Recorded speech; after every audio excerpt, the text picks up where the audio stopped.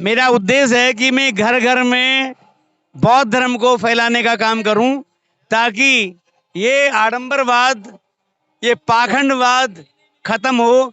इसलिए हम बौद्ध धर्म के प्रचार बुकों के माध्यम से, सीडी के माध्यम से, मूर्तियों के माध्यम से, कैलेंडर के माध्यम से हम कर रहे हैं और करते रहेंगे।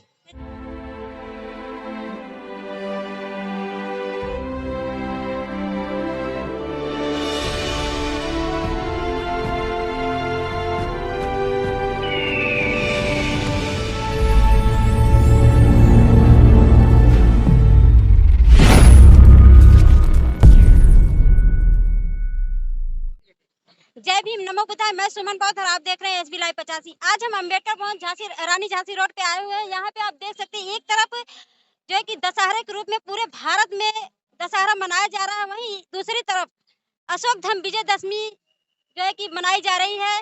और यहाँ पे अम्बेडकर भवन रानी झांसी रोड पे एक और भी महत्वपूर्ण जो है कि प्रोग्राम किया जा रहा है, जो है कि विशाल धम्म दीक्षा समारोह का आयोजन किया गया है, जो कैबिनेट मंत्री राजेंद्र पाल गौतम जी के जरिए यहाँ पे करीबन 10,000 से ज्यादा लोग बौद्ध धम्म दीक्षा ग्रहण करने आए हुए हैं। और हमारे साथ है सर, आपका नाम? मेरा नाम आर प्रभाकर, मैं बाई प्रोफेशन इंजीनियर हूँ। आज का जो प्रोग्राम यहाँ पर रखा गया है, जैसा कि आप सब लोग जानते हैं कि सम्राट अशोक के टाइम से ही पूरा भारत जो था वो बौद्धमय था, और कुछ मनुवादी लोगों ने अपनी जो बुरी नीयत से इसको बदलने का काम किया। हमारे बहुत सारे बौद्ध विहार तोड़े गए, और इस तरीके से जो था वो हमारे इस बौद्ध धर्म को लोगों ने जो था नेस्तनाबूद करने का काम किया। आज हमारे जो इस मिशन जय भीम के जो राष्ट्रीय संरक्षक हैं, उनके संरक्षण में इस मिशन जय भीम का गठन किया गया है, और इसी उपलक्ष्य में आज विजयदशमी के दिन ही हम सब ने यहाँ पे 10,000 लोगों के बौद्ध धम्म दीक्षा का प्रोग्राम रखा हुआ है, और उम्मीद है कि इससे भी ज्यादा लोगों के जुड़ने की यहाँ पे संभावना है। आपको ये समझना पड़ेगा कि देखिए कि पहले भारत में जातियां नहीं थी, उसके बाद में मनुवादी लोगों ने यहाँ पर जातियों का निर्माण किया। हमें भी सोचना पड़ेगा कि जातियों से किसको फायदा होता है। जातियां तो एक तरीके से समाज को खंडित करने का एक माध्यम है। जातियों की वजह से तो हमारा उत्पीड़न होता है, जातियों की वजह से तो हमारा शोषण होता है। इन सब से निजात पाने के लिए हमारे पास में सिर्फ एक ही रास्ता है कि हम अपने जो हमारी जो पुरानी विरासत है, जिसमें हमें लौटना है। आज हमने उसका पहला चरण है। आज यहाँ पे 10,000 लोगों के बौद्ध धम्म दीक्षा का प्रोग्राम रखा हुआ है। आशा है ये प्रोग्राम आगे सफल होगा। इस तरीके से हम लोग अलग अलग चरणों में इस प्रोग्राम को लेकर जाएंगे, और 2025 विजयदशमी के दिन तक हम लोगों के 10 करोड़ लोगों को बौद्ध धम्म की दीक्षा देने का प्रोग्राम है। सम्राट अशोक का जो है कि अशोक धम्म विजयदशमी मनाई जाती है। सम्राट अशोक का क्या रहस्य है, क्यों आखिर विजयदशमी मना अशोक धम्म विजयदशमी मना? मेरा नाम प्रेम सागर है, और हम यहाँ पर दीक्षा समारोह में उपस्थित हुए हैं। सन 1956 में इसी दिन दिनांक 14 अक्टूबर बाबा साहब ने 5 लाख से ज़्यादा अनुयायियों के साथ बौद्ध धर्म को ग्रहण किया था, और सबको बौद्ध धर्म की दीक्षा दिलाई थी।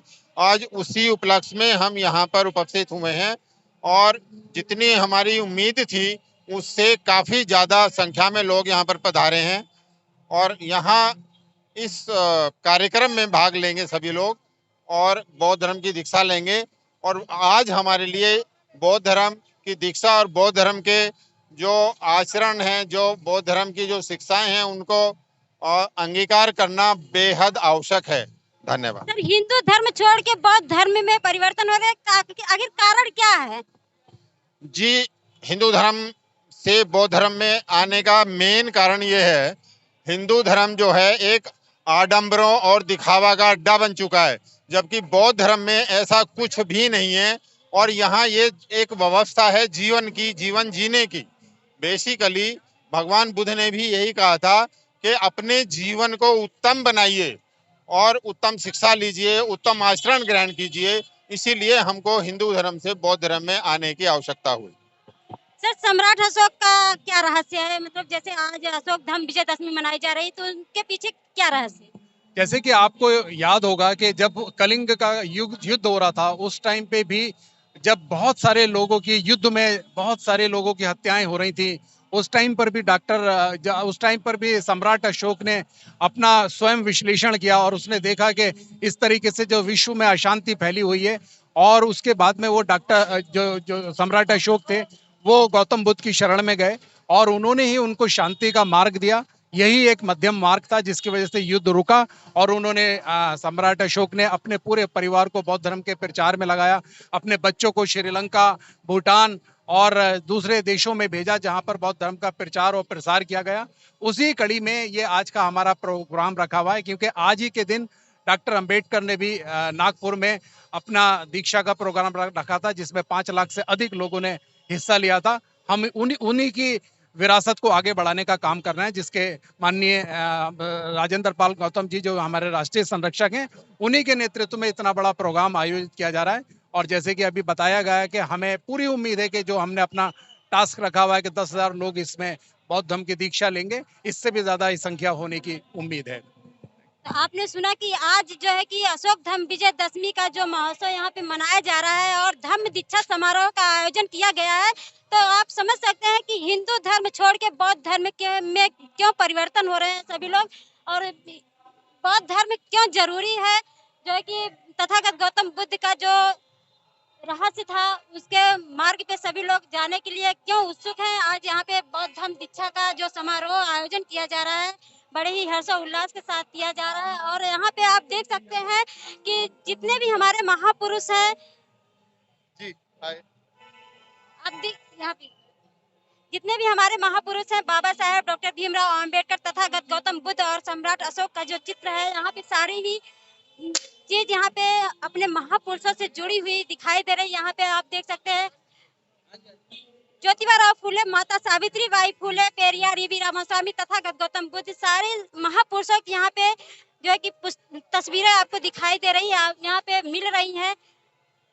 यहाँ पे आप देख सकते हैं भारत का संविधान जो डॉक्टर भीमराव अंबेडकर ने लिखे थे और अपनी कलम की ताकत से पूरा भारत का संविधान लिखे थे। इस संविधान में हर सारे हक अधिकार दिलाए थे, और इसमें महत्वपूर्ण सबसे बड़ी बात है कि महिलाओं को जो इसमें हिंदू कोड बिल लिख के दिए थे, उस महिलाओं को सारी गुलामी की बेड़ियों से आजाद कराए थे। यहाँ पे सारे महापुरुषों की जितनी भी पुस्तकें यहाँ पे आप देख सकते हैं यहाँ पे मिल रही हैं। सारा पोस्टर यहाँ पे बाबा साहेब तथागत गौतम बुद्ध के सारे पोस्टर मिल रहे हैं। और हमारे साथ सुखबीर सिंह बौद्ध हैं। और सर, आपका एसबी लाइव चैनल में आपका स्वागत है। धन्यवाद मैडम।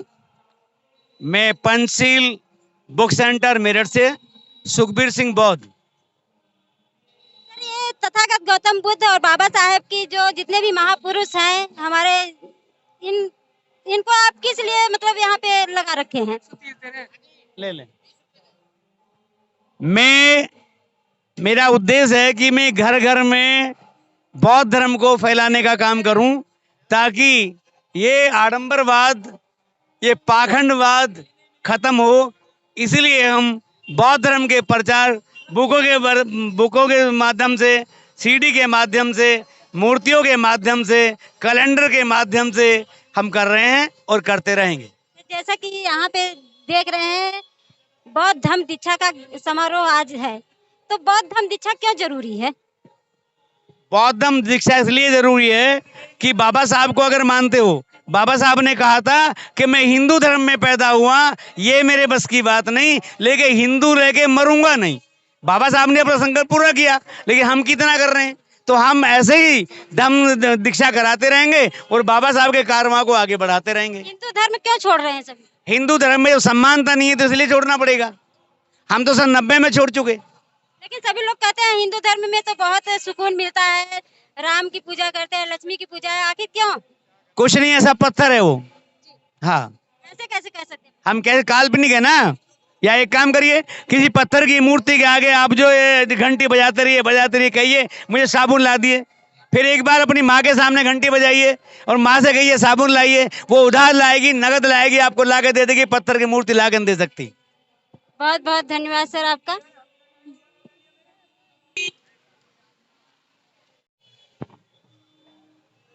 जैसा कि आप अभी सुने हैं सुखवीर सिंह बौद्ध को कि हिंदू धर्म में हमें समानता नहीं मिलती, स्वतंत्रता नहीं मिलती। और हमारे साथ है इंदु जी है। इंदु जी हेलो, नमो बुद्धाय, जय भीम। आप यहाँ पे किस लिए आई हैं? देखियो, आज का जो एक प्रोग्राम है वो बौद्ध दीक्षा प्रोग्राम है।